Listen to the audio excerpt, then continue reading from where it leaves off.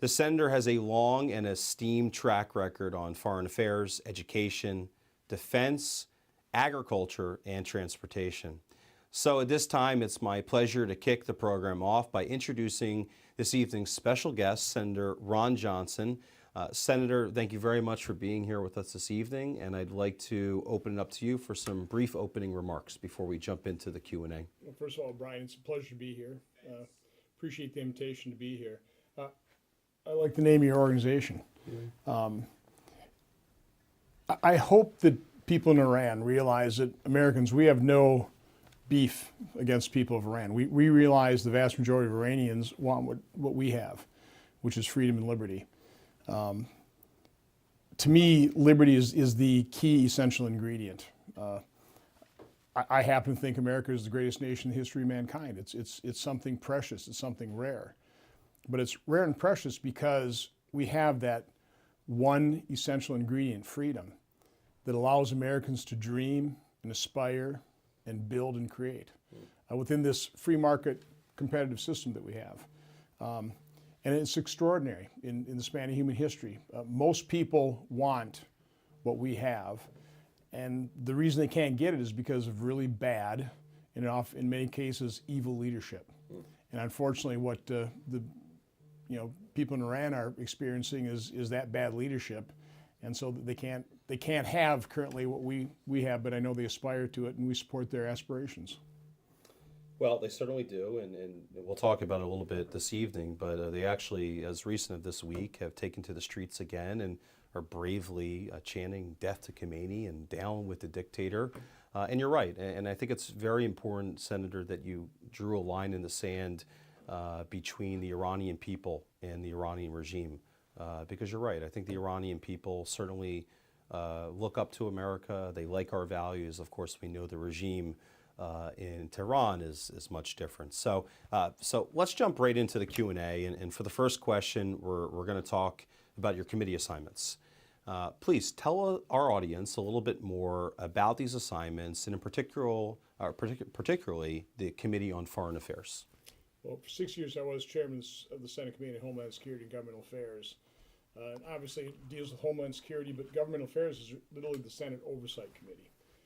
But I also serve on the Senate Budget Committee, the Committee on Commerce, and Foreign Relations. I had been the chairman of the European Subcommittee, now I'm the ranking member there, so I spend a fair amount of time when I do travel over into Europe, but I primarily concentrate on Eastern Europe. I have a real affinity for people that are seeking liberty, that want to shed the legacy of the corruption of the former Soviet Union. So again, that's why I have such an affinity for the Iranian people that are displaying such courage. I thought it was a travesty in 2009 when they rose up in the millions, and President Obama couldn't even issue words of support. And as a result, those courageous leaders were slaughtered, tortured, and so it is amazing to me, whether it's people like Boris Nemtsov in Russia who paid with his price, but I mean, so many people that long to be free exhibit that courage, and they pay the ultimate price. So over 1 million Americans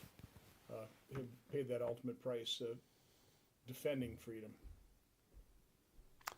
Yeah, well, certainly there's, like you said, there's so many synergies between, I think, the Iranian people and the American people, and it's very important, right, to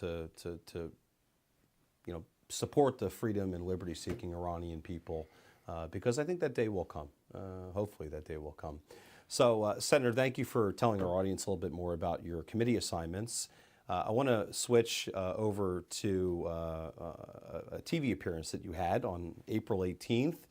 You were on Newsmax's Eric Bolling, The Balance, to discuss the disastrous results of the Biden administration's economic policies. Now, as we all know, the cost of living is increasing for all Americans. Inflation is at record levels, while the national debt has risen to over $31 billion. And we just heard this week, baby formula is in short supply. So not a lot of good things are happening right now on Biden's watch. So the question is, what can you do and your colleagues do in the Senate when and if you are in the majority to reduce this national debt and do some things to really help the American people? We first have to diagnose the problem and admit you have one. When you heard President Obama before he got elected, and then President Biden in his campaign too, say that they want to fundamentally transform America. We're now witnessing what fundamental transformation means. It means open borders, 40-year high inflation, unbelievable, out of control deficit spending, record gasoline prices, rising crime, and basically what fundamentally transforming America means is fundamentally destroying it. So we need to recognize that. These things didn't just happen. These are the direct result of their policies. So what can we do? Well, as long as Democrats have the White House, and they'd have that even if we win in November, we can be what I would consider William F. Buckley conservatives and stand athwart history and yell stop. Now, I know that's not very satisfying, but that's important. We need to stop the destruction of America brought to us by Democrat policies and governance. But I think during that 2-year period, we also need to lay out for the American people what our agenda would be should we win the presidency and retain Congress in 2024 and beyond. And from my standpoint, it's pretty simple. We know what works. You need to have a competitive tax system. You obviously need that liberty and freedom. You need a reasonable regulatory environment. You need energy independence. We had energy independence until Joe Biden got elected and declared a war on fossil fuel and sent gasoline prices to record levels and increased the cost of energy, which also impacts inflation. There are basic things that we must produce that we don't produce anymore. Basic semiconductors that we don't produce any of, that they're used in all of our products. We need to bring that manufacturing back here. Precursor chemicals and the active pharmaceutical ingredients for drugs. We have made ourselves vulnerable. We need to strengthen our electrical grid. So there's just basic things that we need to do. We need to lay out that powerful agenda and then actually design either the regulations, the executive orders, or the legislation to put in place that if we get the power. Oh, by the way, secure the border as well. Yeah, sounds like a lot of common sense things that you're talking about right now. I think a lot of the American people probably agree with you as well. So for our next question, let's talk about America First and what that means to you as a senator from Wisconsin. Now, you're a staunch ally of the former President Donald Trump, and in many ways, he helped invigorate this America First movement. But I'd like to hear from you. What does America First mean to you, to Senator Ron Johnson? Well, it doesn't mean America only. It means America first. And I think that is the responsibility of any national leader or leaders, is to govern their sovereign nation. And if you do that well, it's no different than take care of your own life. Be responsible for yourself, because if you do a good job, then you can help others. You can help your family. You can help your neighbors. I think the same thing is true of the nation state. So take care of yourself, have a strong economy, so you can have a strong military. You achieve peace through strength. You can be stabilizing force in the world. I think America has been a phenomenal force for good in the world. We're not perfect, but we've been a phenomenal force for good in the world. So we take care of America. We have a strong America. We'll have a more peaceful world, and then we can help other nations. So it does not mean America only. It just means take care of business, make sure that your nation is healthy and strong, and then you can help everybody else. Well said, and especially the peace through strength line. I mean, that's so important, and unfortunately, I think it's something we're really missing with Joe Biden in the White House right now. It seems to be appeasement, not just the Iranian regime, but you see what's happening in Russia, China, all around the world. So peace through strength really worked, and I think we can all agree that we'd like to go back to that policy. So Senator, I'm sure your constituents back home in Wisconsin are very proud of your efforts here in our nation's capital. And we've talked about a couple domestic issues here. And let's switch over to some foreign policy questions. Several weekends ago, the IRGC, also known as the Iran Revolutionary Guards Corps, fired over 10 ballistic missiles from inside the Islamic Republic of Iran into Iraq. The IRGC very quickly claimed responsibility for that attack that was dangerously close to the United States General Consulate in Erbil, Iraq. Do you think the Islamic Republic was sending a message to Joe Biden with this attack? Possibly, but I think what they're more doing is taking advantage of the weakness that Joe Biden has brought to the country. Again, when you open up our borders, when you have record inflation or 40-year high inflation, record gas prices, rising crime, and then the embarrassing and dangerous surrender in Afghanistan. That signals weakness, and our adversaries notice, and they take advantage of it. I mean, I don't think Putin would have invaded Ukraine had President Trump been reelected, because President Trump exuded strength as well as unpredictability. I think Joe Biden's very predictable, and he has weakened this country across the board because he's weakening it economically, he's weakening it militarily. I fear our military is far more concerned about wokeness than military readiness, and so people recognize that, including Iran, China, North Korea, and of course Putin. So, as I said, inflation, open borders, all these things didn't just happen. And what Iran did in terms of firing those missiles, what Putin did invading Ukraine, didn't just happen. That was prompted by, they were tempted by American weakness. That's why America must be strong. Yeah, 100%. And I couldn't agree any more with you about what happened in the disastrous pullout of Afghanistan. It signaled weakness to the world, and you see exactly what's happening, not just in Iran, but Russia, all throughout the world. And listen, these adversaries of ours, Senator, from my perspective, they're very good at taking advantage of American weakness, and I think that's exactly what's happening right now. What happened under Obama as well. Of course.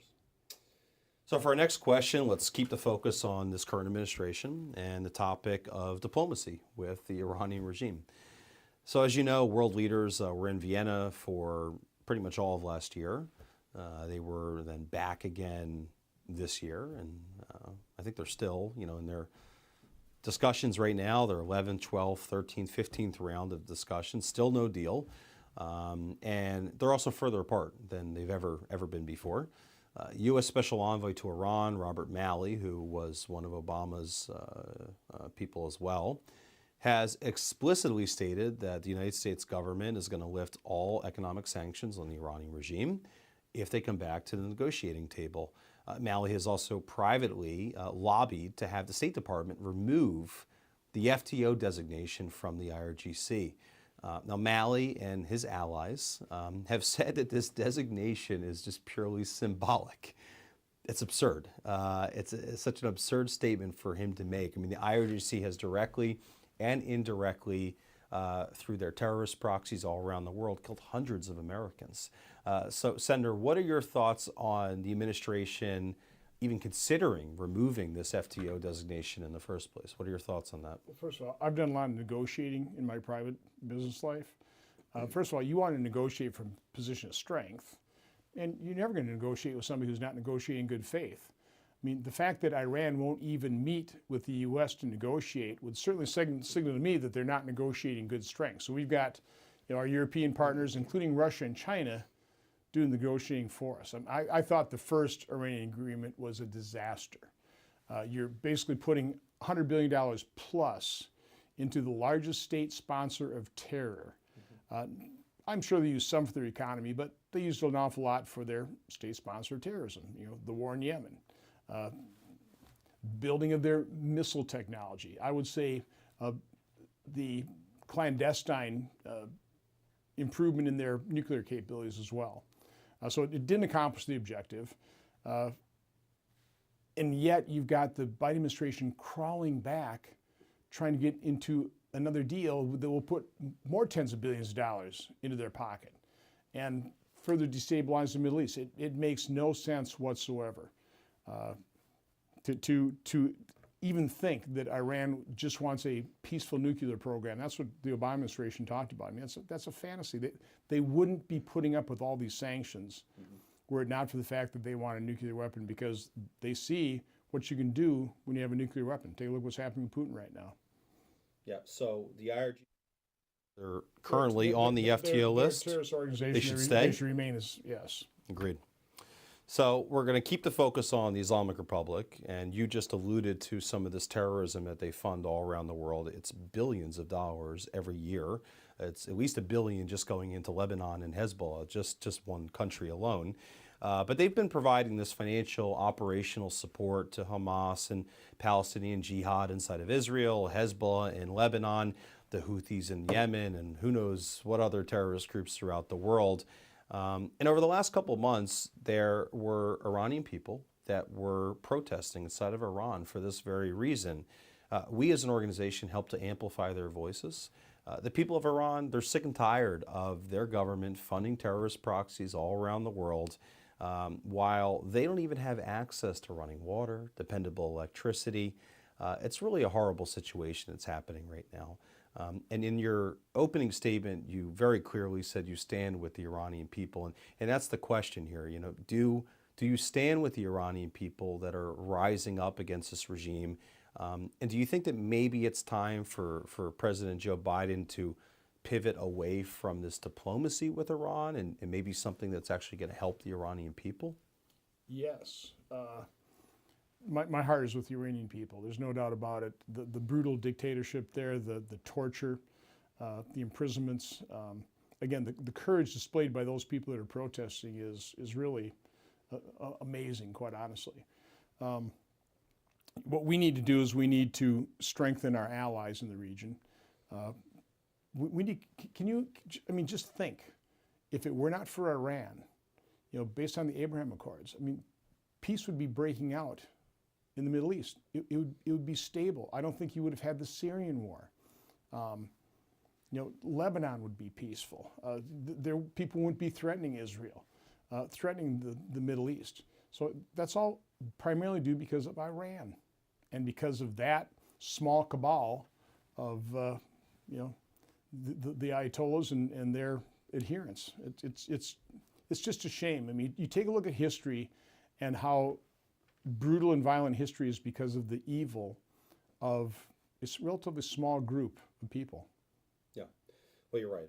The mullahs in Tehran have been funding, and fueling this terrorism and this hatred all throughout, the Middle East and throughout the world for a long time now. And I actually published an op-ed a couple of weeks ago saying, imagine what the world would look like if the Iranian regime didn't have access to the billions of dollars that they have. You'd see a free Iranian people. You'd see Israel not having to live with Hamas sending rockets into southern Israel, Lebanon and northern Israel. You'd have peace breaking out all throughout the Middle East. The people of Lebanon, it'd be such a domino effect that would happen. So, President Trump was very close to that. He got them down to $4 billion in international reserves. And the last we checked, they're now up to around 30 or 40 billion in international reserves. So, when President Biden decided not to enforce the sanctions on the books that would prohibit China from buying crude oil from Iran, that has led to this windfall that I just mentioned to you, 4 billion to either 30 or 40 billion in just a year that's happened. Elections matter. They sure do. And again, you take a look at where we are today, domestically, internationally, and it's just such a travesty. It's such a tragedy. It's such a shame. Speaking of that, and travesties and things that really the American people should really be aware of, let's talk about, again, the IRGC and their acts of aggression. So, Senator, as you know, former Secretary of State Mike Pompeo, former U.S. Special Envoy to Iran Brian Hook, and many other former Trump officials, including President Trump himself, have been threatened by the Iranian regime with death, with murder. Just earlier this year, Khomeini pushed out a video depicting Trump's assassination. And still to this day, Mike Pompeo, Brian Hook, and many others have round-the-clock Secret Service details that go with them everywhere they go due to these threats from the Islamic Republic. But yet Joe Biden still engages in diplomacy with this country. So the question is this. Do you think that Joe Biden is selling out the American people by continuing to negotiate with a regime that has threatened to kill not just former Trump officials, but threatened to kill Americans? Well, again, all of his actions have weakened America, which emboldens our enemies. And so Iran is emboldened. The first JCPOA, it changed Iran's behavior for the worse. The whole point of that was, we're going to give them all that, sanctions relief and, $100 billion plus, and it was going to change their behavior for the better. No, it made them much worse. You have to understand and evaluate the reality of the situation and judge the regime for what it is. And they are the largest state-sponsored terror, and they'll continue to do that. And the more you support them, the more terror you're going to see. Not just the funding of terrorism. They've been chanting death to America, death to Israel ever since they took power in 1979. They never once have changed their tune, Senator. For our next question, we're going to talk about an action that you took last June with 24 of your colleagues when you introduced the Iran Nuclear Treaty Act, which would require any agreement with Iran regarding its nuclear program to be submitted to the Senate as a treaty for advice and consent. Obama dodged the Senate with the JCPOA because he knew it didn't have the votes. If the administration persists, and they certainly are showing us they will, in striking this ill-advised deal with Iran, how can the Senate pressure this administration to submit this deal to the Senate for advice and consent, and how will it play out if the administration doesn't?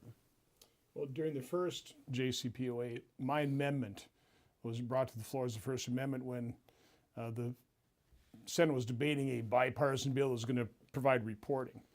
And unfortunately, the bipartisan group that were pushing that bill made sure that my amendment wouldn't pass. And my amendment would have deemed it a treaty.